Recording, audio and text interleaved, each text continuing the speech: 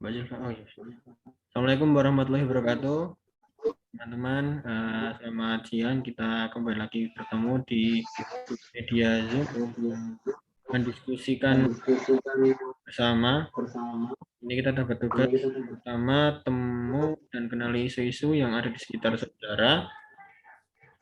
Kemudian salah satu yang paling dominan menurut kelompok saudara. Lalu rumus pemecahan masalah dari isu tersebut.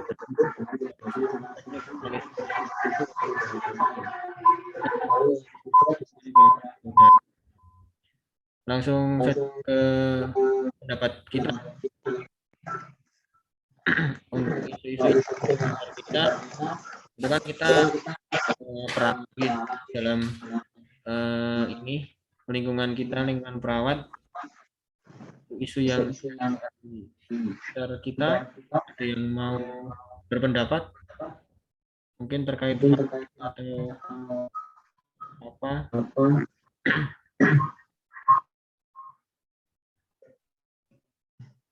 Monggo, dari siapa?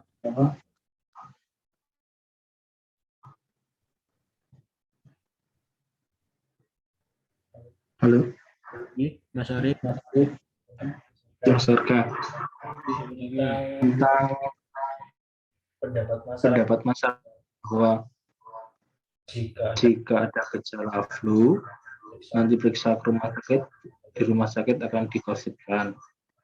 Isu yang tersebar seperti itu. Oke. Ini ada yang mengumpulkan kasus di masyarakat. Yang tadi yang pertama Mas Arif, dari Mas Arif, ini ya nopo, misalkan kalau ada yang sakit terus mau periksa takut di COVID kan, ngoten nggih Mas? Oke, Mas. Ada lagi? Memang zaman sekarang seperti itu ya Mas ya. Dalam masyarakat kita nggak usah kadang mbah saya pun di kita takut karena harus di swab atau apa, jadi kayak di rumah pun cuman minum obat seadanya, tapi alhamdulillah nggak sing memang seperti itu stigma masyarakat kita karena lagi kayak gini. Mungkin ada lagi? Mungkin monggo.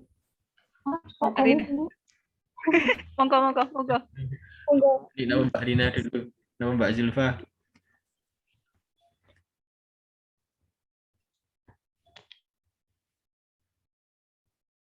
Mbak Dani. Oh, siapa? Mbak Rina dulu aja nggak apa? Dan Mungkin tambahan juga kalau dari saat bulan ini akhir-akhir ini kan juga trennya menurun untuk pasien COVID. Itu kan bisa jadi karena masyarakat itu nggak mau periksa, apa memang benar-benar udah turun beneran, apa karena masyarakat aja yang mungkin nggak mau periksa, jadinya kasus COVID itu apakah masih ada di lingkungan sekitar kita, apa memang sudah menurun, itu kan juga masih belum jelas nih. Ya, betul. Banyak kok kenyataannya lihat di mungkin saya bicara di lingkungan tempat tinggal saya aja, itu banyak sih yang ternyata isolasi di rumah masih lumayan, dan itu terlihat dari di pelaporan ke ketua RT itu kan, untuk yang isolasi di rumah itu kan dilaporkan biasanya, tapi ada juga yang karena takut didatangi oleh petugas di tracing ya, jadi kadang nggak lapor. Nah, itu jadi nyambung Mbak Rina tadi, pada mungkin ada gejala tapi tidak lapor karena takut dan memilih untuk isolasi secara mandiri di rumah, tapi juga tanpa melapor gitu sih, banyak sih. Mungkin kalau dari pengalaman dari tetangga itu yang mereka kerja di Jakarta itu, misal ada yang kena, itu tuh ada sistemnya tersendiri. Jadi misal teman saya itu kan kerja di Jakarta, terus ini hasilnya rapid test itu swab antigennya itu positif, terus dia melaporkan ke ketua RT. Ketua RT itu dilanjutkan ke puskesmas. Jadi si pasiennya itu datang ke puskesmas, setelah ada beberapa orang gitu, kemudian ada yang kayak bis gitu, terus mereka diberangkatkan ke isolasi terpadu gitu. Jadinya kan bisa terpantau status kondisinya si pasiennya itu sendiri. Jadinya kan kalau resiko isolasi mandiri di rumah kan nggak terpantau ya. Itu kan sering banyak terjadi akhir-akhir ini. Bisa karena sitokin atau gimana gitu kan, ada resikonya tersendiri kalau isolasi mandiri di rumah. Iya. Ya, nyambung ke isu yang beredar tadi. Jadi masyarakat takut berobat, karena takut di COVID kan istilahnya, sekarang kan di COVID kan itu. Ya, sebenarnya kita nggak meng-COVID-kan juga, maksudnya karena untuk prosedurnya kita memang seperti itu gitu toh. Ya memang usaha kita untuk memutus rantainya ya harus seperti itu toh, seperti kita harus screening Iya. depan, terus kalau ada gejala kita harus bagaimana. Ya memang karena tugas kita seperti itu. Mungkin karena kadang geli sendiri, kurang edukasi aja, mungkin Masyarakat mereka itu belum tahu alurnya itu gimana, kondisi yang sebenarnya itu gimana, kan banyak yang di luar sana hoax. Jadinya mungkin percaya media daripada ke edukasi kita langsung. Mungkin dari kitanya juga edukasinya kurang ke lapisan masyarakat yang betul. di pedalaman gitu. Tapi kan juga tetap susah kalau untuk nyampe ke tiap masing-masing individu itu.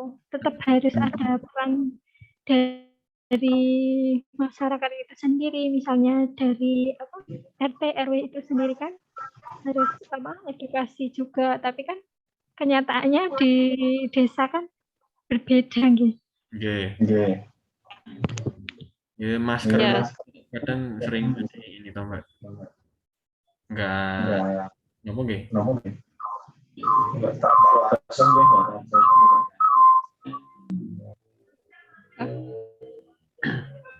Ini ada lagi isu yang lain. Tadi terkait yang pertama tadi itu stigma masyarakat. Lalu yang kedua sudah masuk ke prokes itu. Yang ketiga mungkin enten lagi vaksin. Yang tentang masalah vaksin itu, isu atau hoaxnya kan juga banyak tuh.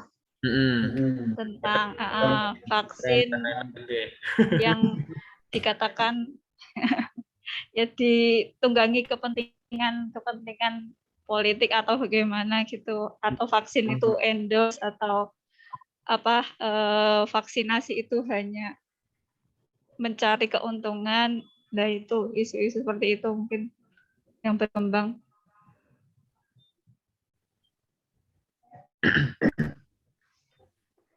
Ya, misalnya bukan masyarakat awam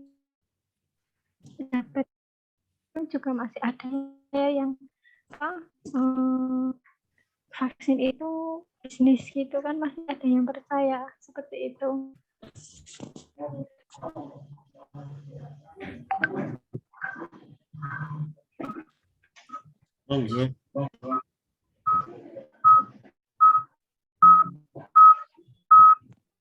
Suara apa ya Mas? Kok audionya? Sorry.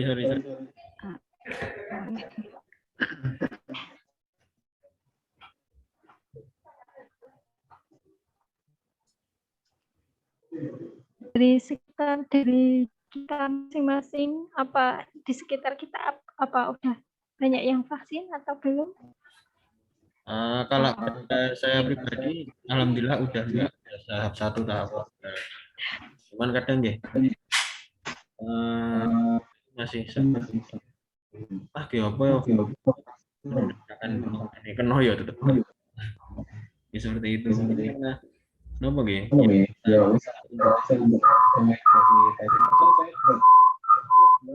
Bisa ada audionya. Juga karena apa kita yang tahu lapangan tapi kok kadang kayak gini. Menurut Ilvan apa Ibun?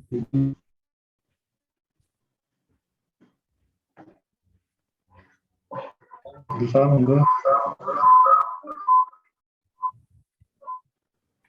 Nggak di sekitar itu. Suaranya nggak jelas, Mas.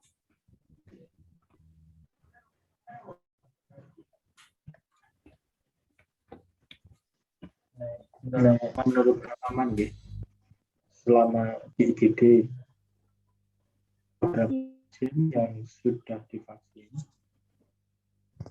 terus agen atau PCR-nya positif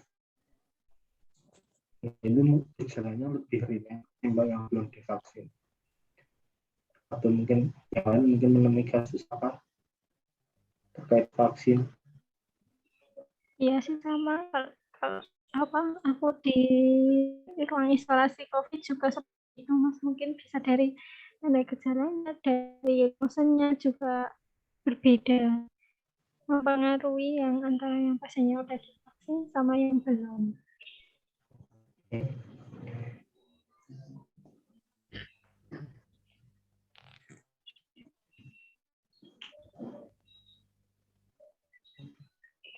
Sebenarnya kan vaksin juga untuk kita juga sebenarnya, tapi menumbuhkan kesadaran di masyarakat itu ya.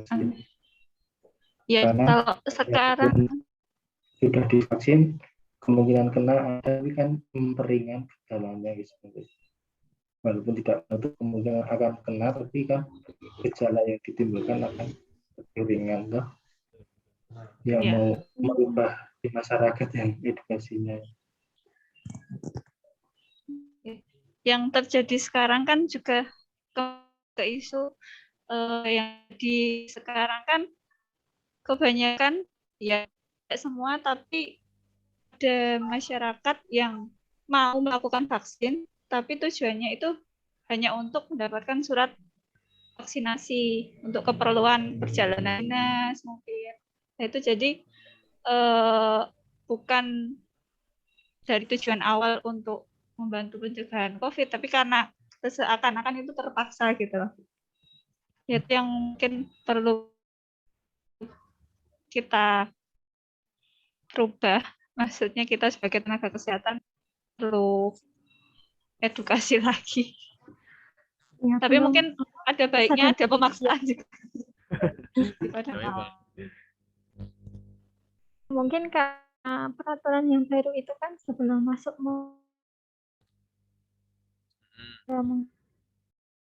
masuk mall membuat masyarakat jadi ingin vaksin, walau niatnya juga masih berbeda.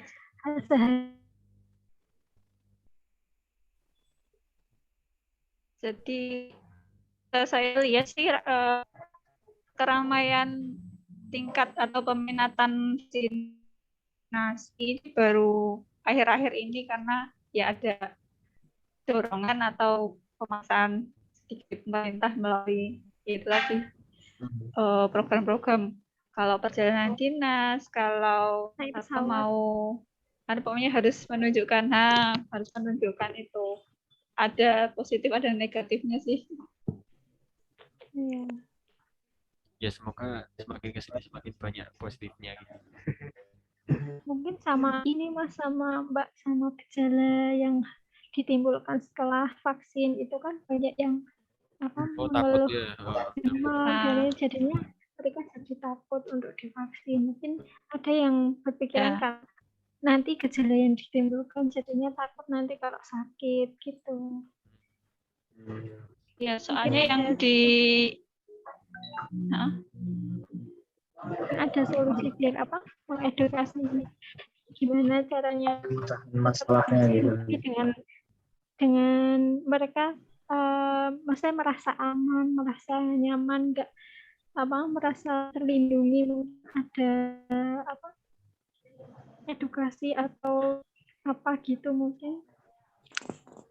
Sebenarnya nek dari kita yang dari nakes itu edukasi sepertinya gitu. Maksudnya ya, nek menurut saya loh, karena udah belum maksimal dengan kita divaksin itu masih susah gitu loh. Walaupun kita gitu nggak apa-apa,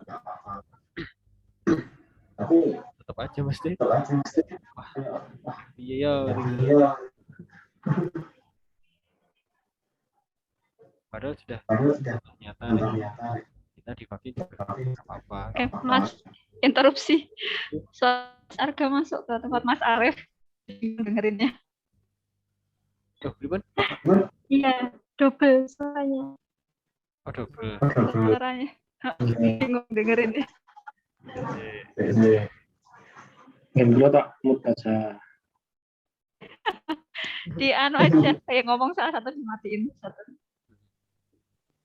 Oh, gini. Ya, gitu sih. Jelas. Nah. Ya itu tadi, maksudnya untuk kita nakes pun kan udah memberikan contoh kayak kita vaksin pun tuh nggak apa-apa toh.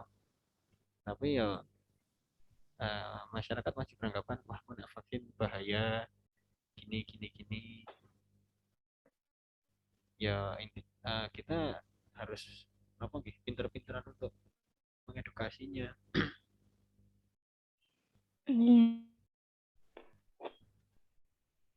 Contoh yang paling kecil gitu di dalam keluarga.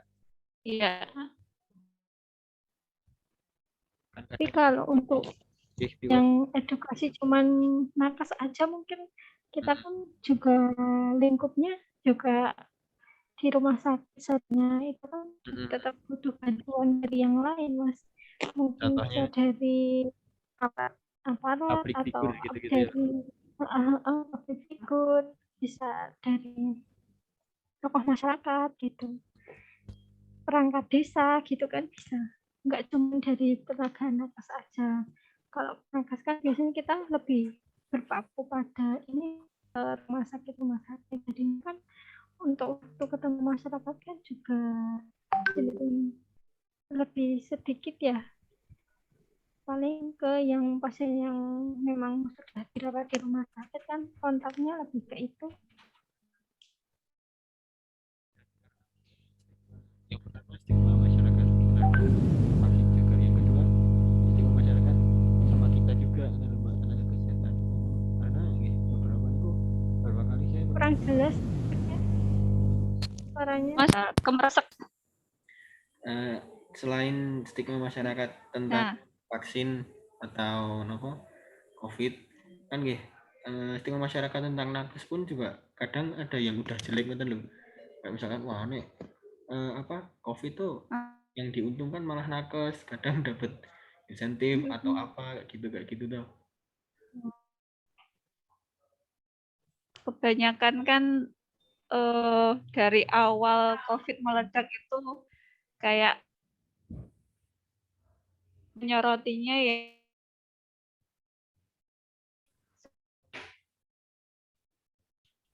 dan taunya masih apa yang sudah ganti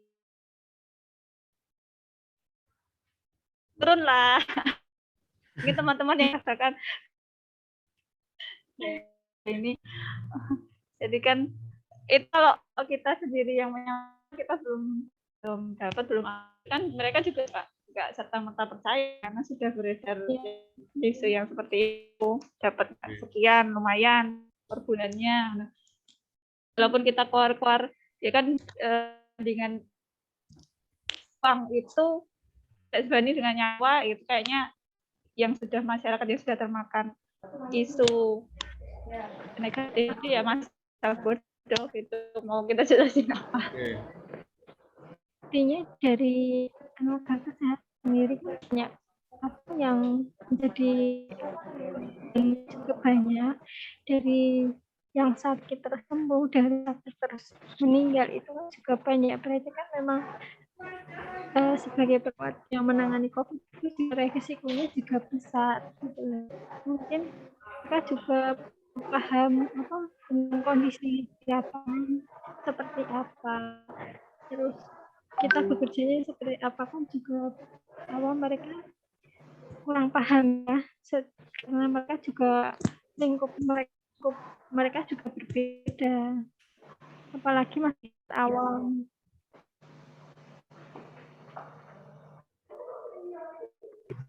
Dan kayak bumerang juga kalau misal kita menjelaskan kita misalnya dapat sekian kan sesuai dengan resiko, nanti ada yang komentar lagi, lah kerja kok nggak ikhlas, kok pamrih, bumerang juga kita, ya udah kayaknya baiknya diem gitu. Mungkin ada lagi isu-isu yang lain, nanti kita pilih satu terus kita cari solusinya.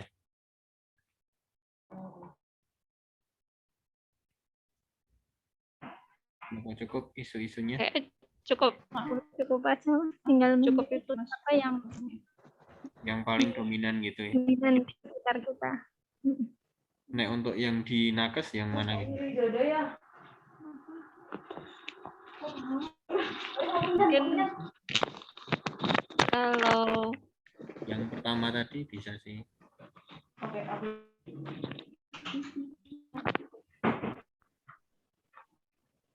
Yang tentang yang mana Mas? Yang tentang apa? Stigma masyarakat. Tentang nggak mau periksa gitu loh, takut periksa gitu-gitu. Iya. Edukasi sih kembali lagi. Ya, kembali edukasi ke kan di apa? Akhir-akhir ini kan banyak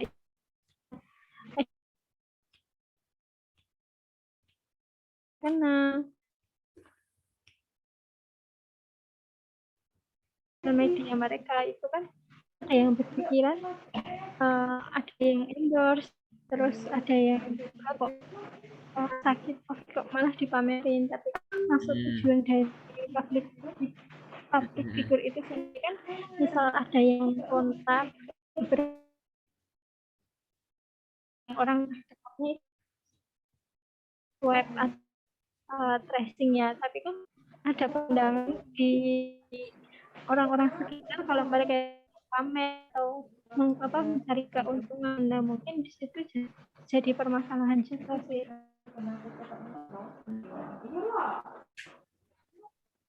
Ketambahan isu lagi berarti kita. Oke, itu sih. Ya, menurut saya ini apa? Solusi yang paling kita bisa ambil gitu dengan melakukan edukasi sama memberikan contoh sih.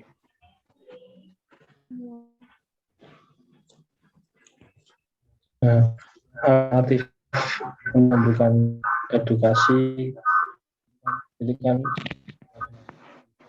bisa efek detailnya bagi itu di perjalanan itu kan bisa sebagai untuk edukasi ya. Sebagai pemecahan masalah dari isu tentang ketakutnya masyarakat nanti kalau periksa rumah sakit akan COVID gitu.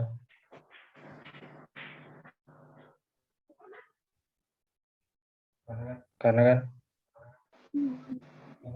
kalau semua dengan gejala seperti itu nanti saat diswab hasilnya akan positif kan kita mesti hasilnya positif gitu dengan gejala seperti itu kan padahal sebenarnya nggak seperti itu.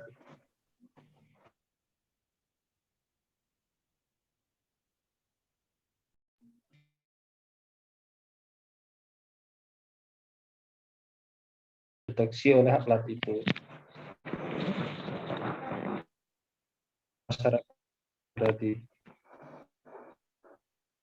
Bisa menambahkan dari pihak rumah sakit atau kita itu ada informatornya, misalnya pasiennya diperiksa itu gimana hasil, kalau hasil positif gimana, kalau hasilnya negatif gimana kan. Kalau sudah tahu alurnya, insya Allah mereka kalau paham memang ada kemungkinan nggak selalu terus jadi positif, ada yang negatif terus tempatkan di ruang yang berbeda dengan perlakuan yang berbeda, mungkin mereka paham bahwa kondisinya itu bisa berubah, nggak harus selalu dirawat isolasi gitu. Mungkin bisa dijelaskan lebih jauh ke masyarakat luas gitu Mas, biar mereka ada rasa percaya ke tenaga kesehatan bahwa penanganannya dan perlakuan pasien yang hasil swab dari tanda gejalanya dan benar-benar didiagnosa atau enggak itu bisa lebih jadinya masyarakat bisa lebih percaya gitu Mas, Mbak.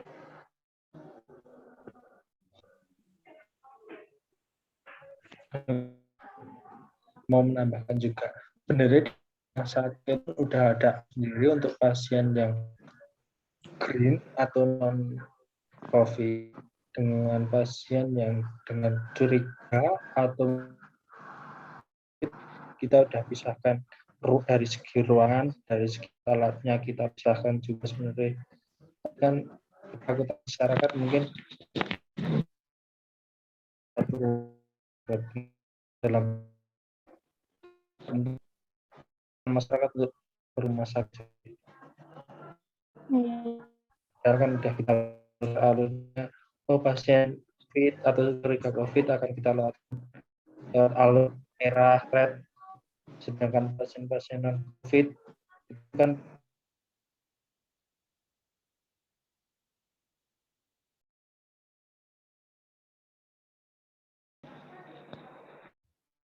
sama gini Mas, izin nambah, itu kan buat pasien mungkin ya itu mereka masih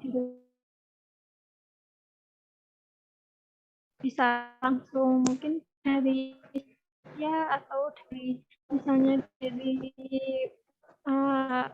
masyarakat mereka, misalnya dari perangkat desa, dari desanya atau dari puskesmasnya ke daerah-daerah desa itu.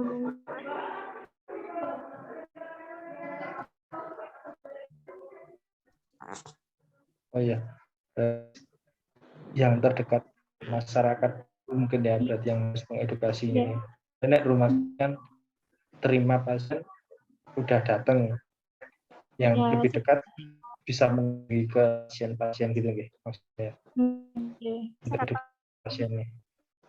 Iya, mungkin soalnya dari lingkungan saya sendiri pun kayak petugas dari puskesmas atau dari perangkat desa pun tidak ada misalnya edukasi pun cuma dari itu ada itu cuma protokol kesehatan gitu aja, tapi kan dari tulisan aja gitu. Mereka belum paham apa yang COVID itu apa, mereka dari desa yang lebih dalam gitu, mereka COVID itu apa, cara penularannya pun gimana, mereka tahunya suruh pakai masker aja, terus jangan cuci tangan aja, sebelum sudah cuci tangan harus gimana gitu kan, kurang paham gimana itu penularannya gimana, mereka harus pakai masker itu gimana, mungkin mereka belum paham fungsinya itu,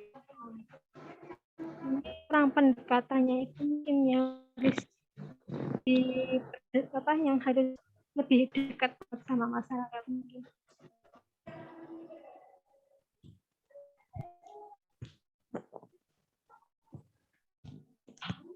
Ada tambahan dari teman-teman lain mungkin?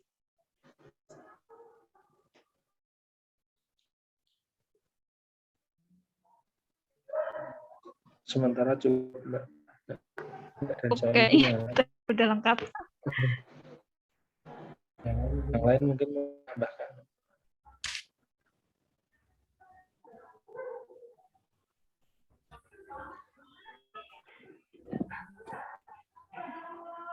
Intinya pecahan masalah untuk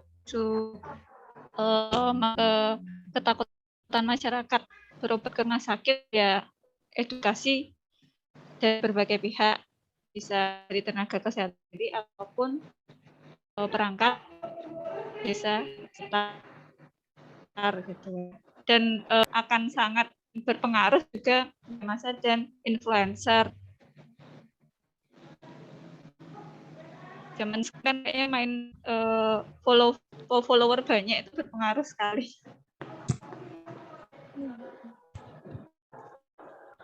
Nah, sekarang kan di masa pandemi apalagi PPKM kan masyarakat jadi untuk interaksi dengan yang lainnya kan cuma dari TV, dari itu kan dari sama aja media ya mereka itu ruang lingkup mereka juga lebih ke situ arah situ. Ya, jadi mungkin untuk dipertimbangkan atau ya sasaran tepat edukasi dulu ke orang-orang yang berpengaruh, dari orang berpengaruh yang mendapat yang benar itu nanti ya cukup menyebarkannya langsung, dampaknya lebih ke banyak orang. Kayak itu sih. Sudah cukup. Ada tambahan lagi mungkin?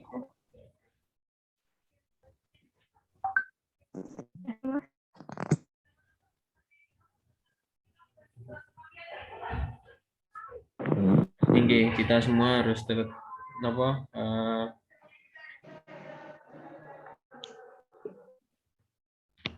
gencar-gencar untuk edukasinya mulai dari bawah sampai atas. Mungkin Mbak Zulfa enten pendapat atau apa yang ada di sekitar itu tentang penyakit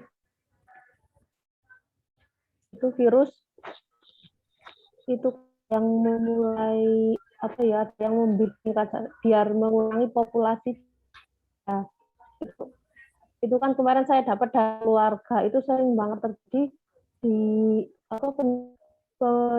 berita hoax seperti itu di keluarga itu bagaimana karena untuk mengedukasi keluarga sendiri juga kadang susah, yang percaya ada yang malah banyak sekali yang menolak. Itu keluarga sendiri seperti itu. Setiap tenaga itu pasti orang terdekat malah lebih susah. Iya. Ya itu. Padahal dari grup keluarga itu loh. Sering sekali seperti itu. Malah dari kadang kan ada yang salah satu keluarga ikut gitu. Nah, itu kan fanatik sekali dengan yang namanya COVID, adanya COVID, katanya inspirasi dan lain sebagainya. Itu sangat menjadi dilema bagi kita para nakes untuk menjelaskan ke keluarga kita yang seperti itu. Benar-benar jadi untuk keluarga, untuk adik saya kemarin ya tak suruh menolak, katanya takut.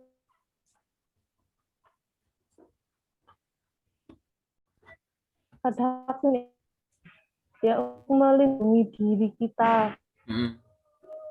Tidak, kalau seperti yang dijelaskan itu, tapi tidak divaksin ada sangat jelasnya. Dari yang divaksin untuk resiko kematiannya kan lebih yang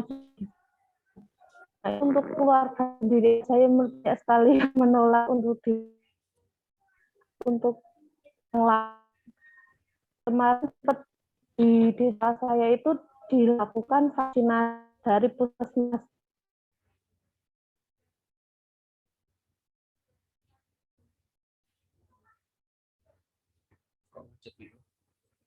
Itu ada pembuatan di grup WA. Kalau vaksin itu cuma untuk bisnis, untuk orang-orang tertentu supaya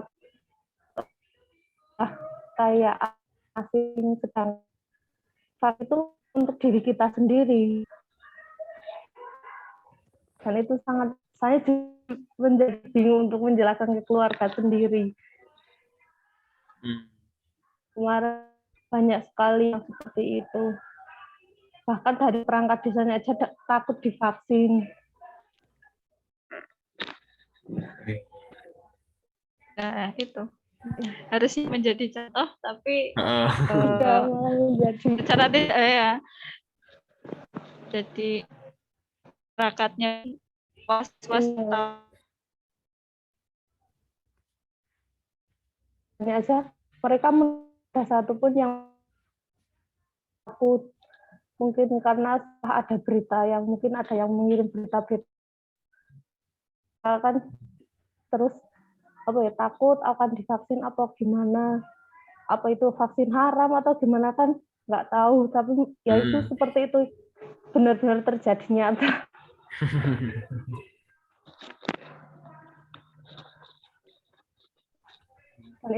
Dan itu semua juga tugas kita semua untuk mengedukasi dari mulai keluarga, orang-orang terdekat kita, dan kita harus tetap semangat. Ya, semangat untuk kita semua yang berusaha untuk gimana caranya biar pandemi ini lekas berlalu. Ya alhamdulillah pemerintah juga sekarang udah bisa dengan adanya PPKM juga di rumah sakit juga kasusnya alhamdulillah mulai menurun. Ya seperti yang kita ketahui juga di rumah sakit kita juga rumah sakit kita kasusnya udah mulai turun. Ya semangat terus. Semoga teman-teman diberi kesehatan. Amin. Cukup? Ada lagi?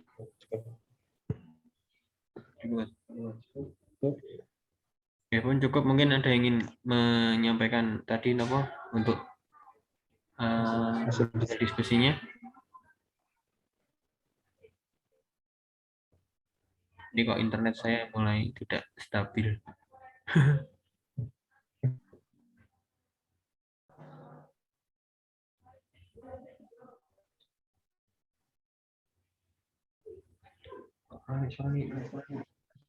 Ya.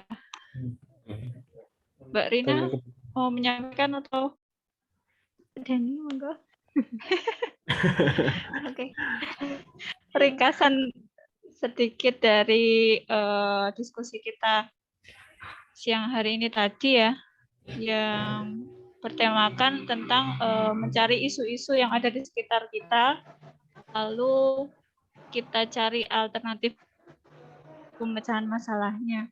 Tadi terkumpul isu yang pertama tentang ketakutan masyarakat untuk berobat ke rumah sakit karena takut dikatakan terkena COVID.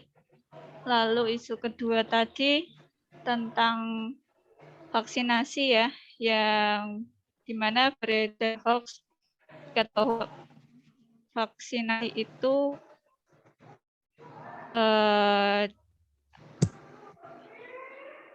adalah endorse atau ada tunggangan politik di balik itu. Vaksinasi itu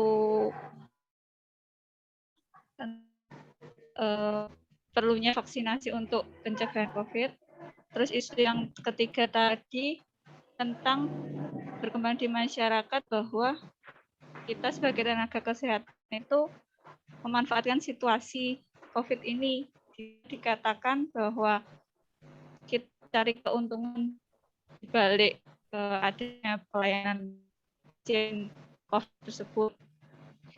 Terus setelah kita diskusikan tadi, kita pilih masalah untuk dipecahkan, memilih isu untuk dipecahkan. Permasalahannya yaitu tentang masyarakat untuk berobat ke rumah sakit karena takut dikatakan menderita COVID tadi. Pemecahannya ya ke edukasi ini melibatkan yang utama mungkin tenaga kesehatan sendiri, di mana kita sebagai tenaga kesehatan langsung terjun dalam penanganan COVID, langsung tatap muka dengan pasien atau keluarga pasien, sehingga kita harus memberikan edukasi yang benar agar tidak katakan sakit dikatakan COVID, padahal gejalanya cuma batuk pilek, cuma demam. Terus di samping itu edukasi juga perlu dari perangkat-perangkat desa di sekitar masyarakat sendiri dan tentunya orang-orang yang berpengaruh, mungkin seperti influencer, artis atau pejabat-pejabat terkait agar sasaran edukasi lebih luas, masyarakat juga lebih percaya. Mungkin itu ya, ada tambahan lagi? Ada yang ingin menambahkan? Cukup, Mas. Ya, cukup ya untuk diskusi pada siang hari ini. Semoga bermanfaat. Semoga kita nakes diberi semangat dan diberi kesehatan selalu nggih. Monggo untuk lanjut menyesuaikan. Terima kasih. Assalamualaikum warahmatullahi wabarakatuh. Waalaikumsalam warahmatullahi wabarakatuh. Selamat bekerja. Selamat bekerja nggih.